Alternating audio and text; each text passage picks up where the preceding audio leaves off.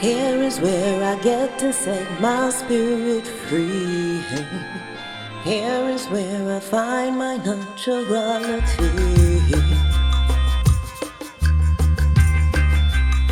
Where are we going? Where are we going? Nobody knows, and student organizations have felt the brunt of this uncertainty. Social distancing, remote learning, and financial struggles have put fun in the back seat. Enrollment is way down, and the fraternity we will highlight today has only one member left, and he happens to be the president. How will these organizations, the ones that are so vital to campus culture and community, stay afloat? Will they ever be the same again? Today, we will hear how Rashawn Davis, president of the Phi Iota Alpha Fraternity Incorporated, views student organizations and how they offer more to the table than just having fun. I'm Melanie Formosa, and I'm your host for today. Rashawn, thank you so much for joining us. No problem. Glad to be here. The former presidents of Honduras and Panama were in your fraternity, weren't they? Yeah.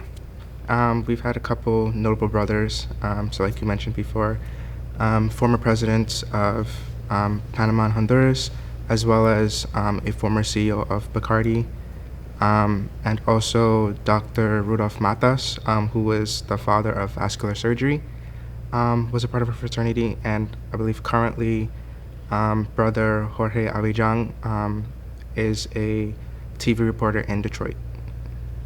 What does Phi Iota Alpha mean? So it stands for Fuerza, Integridad, and Amistad, which is the Spanish. In Spanish, it translates to strength, integrity, and friendship. And how has that applied to your fraternity? I think overall, it's the essence of our fraternity. Like those are, that's what we live by. You know, like everything that we do, we want to do it with integrity. That's something I uphold myself, and also like friendship and just strength. Like you want to put your 100%, your 110% into anything that we do, and just be friendly, get to know each other, networking. What is the mission of your fraternity? So, I'm trying to translate. Basically, our mission is to spread the idea of Pan-Americanism, which is unification in Latin America and the United States. We want all the countries to come together under one banner. That doesn't necessarily mean like as one country per se, but we basically want union within the countries and the peoples. And the heritage of the brothers is focused on, right? Yeah. So we're a Latino-based organization. That doesn't mean we're Latino exclusive, but that's our heritage, and that's something that we're very proud of. And being a cultural organization, we have like events that deal with issues that affect the Latino community, whether it's in the United States or outside. So you don't have to be biologically male or Latino to join? No. Do you have brothers that aren't? That are not Latino, yeah. So some of my line brothers, I have line brothers from Africa, from like Guinea. In my chapter itself, we have alumni like that are from China, that are from Jamaica. So yeah, we're very diverse. Do you yourself have Latino heritage? Yeah, I do. So the majority of my family is Jamaican, but on my dad's side, I do have some Latino influence from Costa Rica. Before speaking with you, I'll be perfectly honest, my frat vision came out of Animal House. How is your fraternity different than that? If I'm mistaken, Animal House is the movie, right? So we take hazing very seriously. We are a non-hazing organization, and that is something that we uphold both here on campus, making sure that we follow Stony Brook guidelines, but also our national guidelines as well. Our national fraternity takes that very seriously and makes sure to deal with that in an adequate manner if a chapter or even a brother themselves is accused of hazing. What made you want to become a brother? There were many reasons why I wanted to become a brother. I think one of the biggest one was that sense of amistad, that sense of friendship that I felt when I came here, because I happened to work with two brothers from my chapter in the SAC when I was a freshman and sophomore.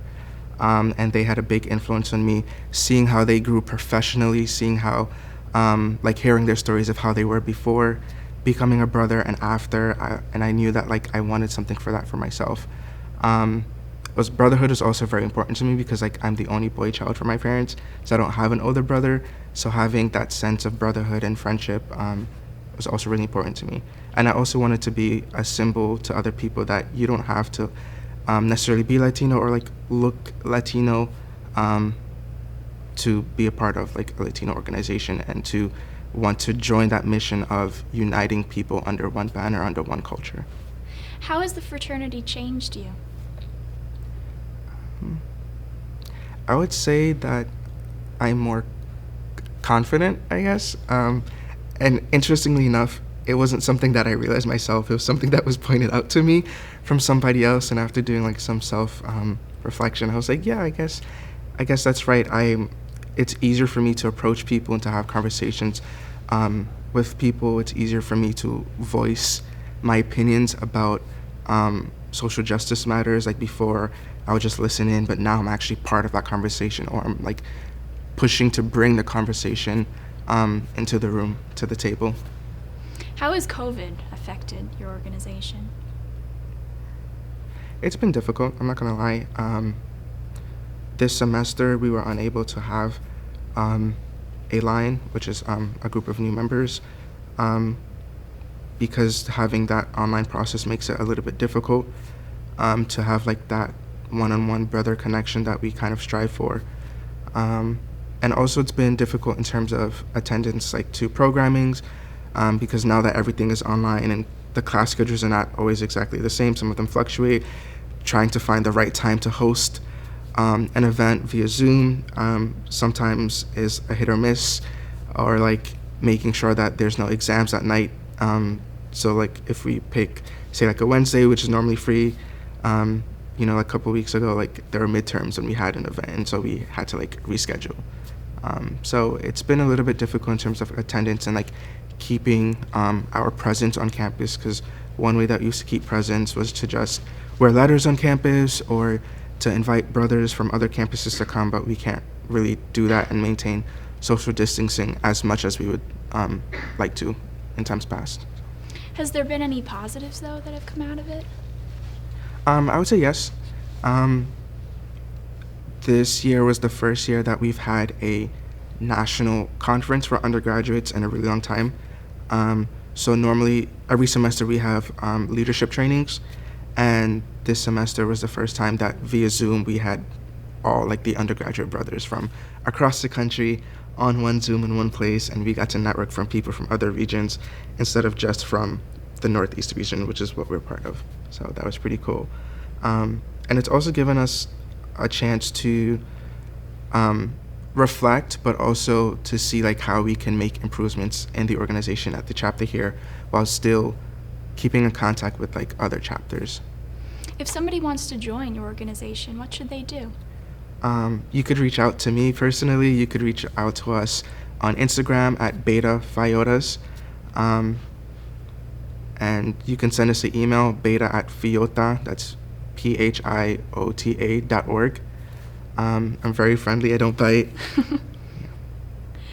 You are a fifth-year senior double majoring in linguistics and Spanish. You're fluent in 3 languages. You are in an accelerated master's program, and you are president of a fraternity. How do you balance all of your responsibilities and still have time for yourself? That's a very good question. I would say I kind of go by priorities. So my priority is my education. I came here to get my degrees, and so I work everything around my class schedule first.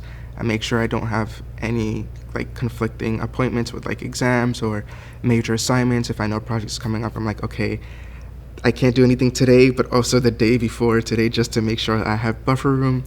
And then I go in order of like work, and then my RA commitment. I'm an RA in Chapin, so I make sure that like I'm meeting deadlines and still having time to engage with my residents, and then I do like everything else. So after that, it's my fraternity. I put a lot of work into my fraternity, making sure that we schedule events and fundraisers to meet our national standards and still fundraise for our national philanthropy, which is NHI, the National Hispanic Institute, and still having time to like meet with interest and just networking all around, going to meetings. It's a tough balance, but I make it work somehow. Well, Rashawn, thank you so much for joining us today. Thank you so much for having me.